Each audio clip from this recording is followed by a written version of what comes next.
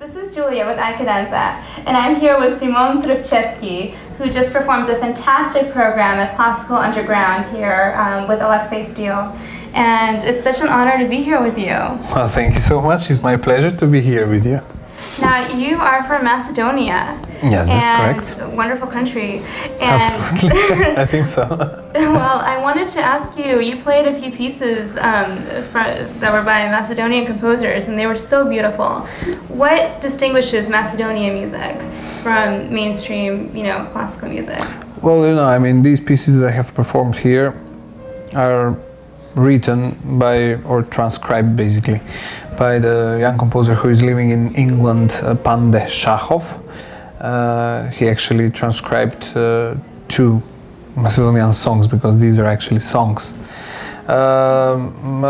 What distinguishes them? First of all, the character of the songs themselves.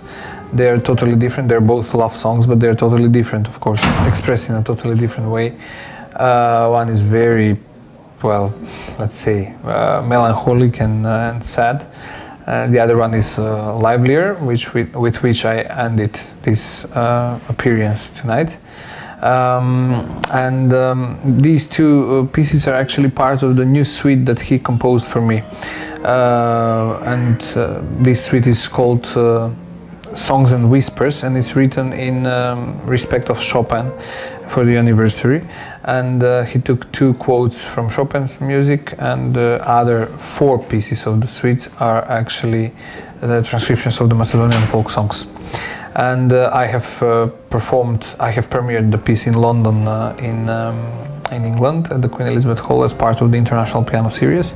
Then I have performed it in Toronto and elsewhere in Europe. It hasn't received yet the American premiere, but soon, I think.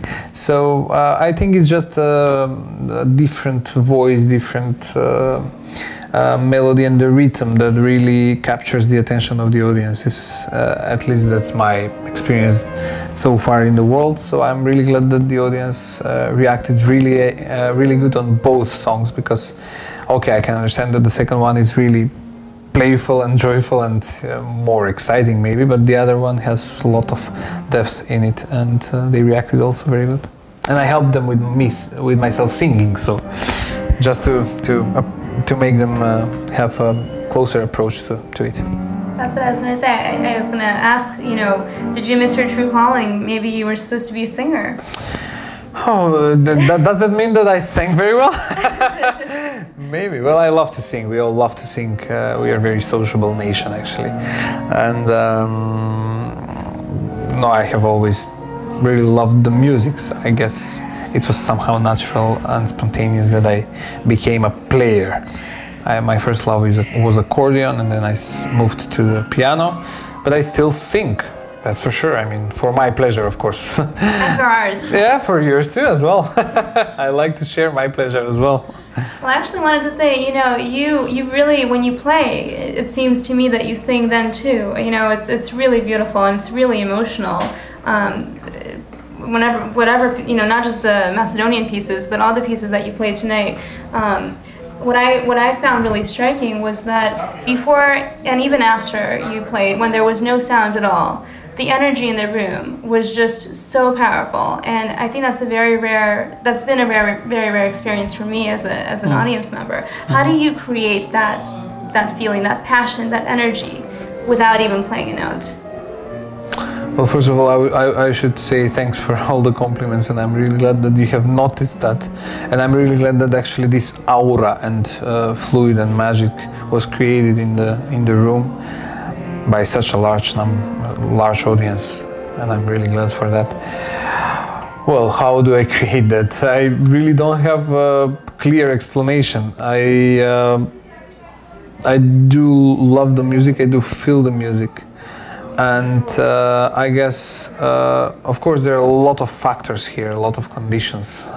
I guess it's my personality, my capability, first of all, then also the good school that I got, Russian school that I got back home in Macedonia. And that makes the whole product, when you have also a clear vision about the music, and somehow the delivery, the way of playing, of course, which is another thing, has its own dimension as well.